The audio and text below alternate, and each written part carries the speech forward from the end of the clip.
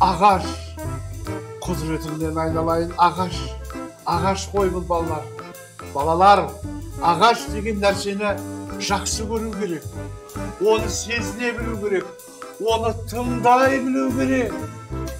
Сонда ғана ағаш өзінің қандай зат болғысы келетінін сендерге айтады.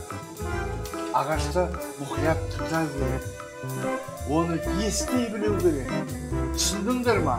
Мысалы, мен мына ағаштан домбыра жасадым. Ұнай ма сендерге? Қандай керемет, өйткені мен ағашты жақсы көрдім. Сондықтан ол домбыра болғысы келді. Ал балалар, олай болса біздің сабағымызда аяқталуға жақындап қалды. Үй тапсырмасын мен көріп шығайын. Кәне, кім не дайындап көрсетіңдер? Мен балаларға арналған көйлек жасадым. Әріптері бар. Қандай керемет жасағансың? Қандай тамаша? Мінекей, 5. Ал сен не жасадың? Мен ағаш қасық жасадым. Тамақ жасағанда қолдануға болады. Қандай керемет не десеңші? Әдемі жасапсың. 5. Мен мынандай ойыншық жасадым, машина. Інім екеуміз. Қандай керемет, мынау машина. Ағаш саған машина болам деді ғой. Көрдің ба, қандай керемет. Керемет жасағансың. 5.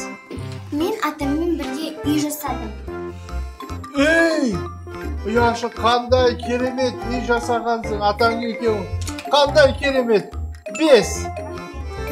Ал Сәкенжан. Менікі әлі дайын емес. Сондықтан мен көрсетуге кішкене қысылып тұрмын. Сәкенжан, сен ешқандай қысылма, қысылудың ешқандай қажеті жоқ.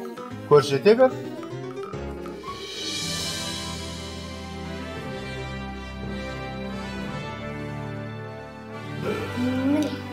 Мәссаған. Aa, bir keremет дүние ғой. Дайын емес дегендегі осыған Сәкенжан ау. Бұл негізі үлгеретіндегі нұсқасы ғой. Негізінде мен одан да үлкенірек қып жасайын деген едім. Судан мачтасы көтерілетін. Мәссаған, бұдан да үлкен қылып па? Керемет. Жарайды балалар. Бүгінгі сабақ осымен бітті. Боссыңдар. Боссыңдар. Бара беріңдер. Ағай, сау болыңдар. Сау болыңдар. Сәкенжан, ертең сабаққа келесің ғой? Ағай, ертең еңбек сабағы жоқ қой? Жоқ, Сәкенжан.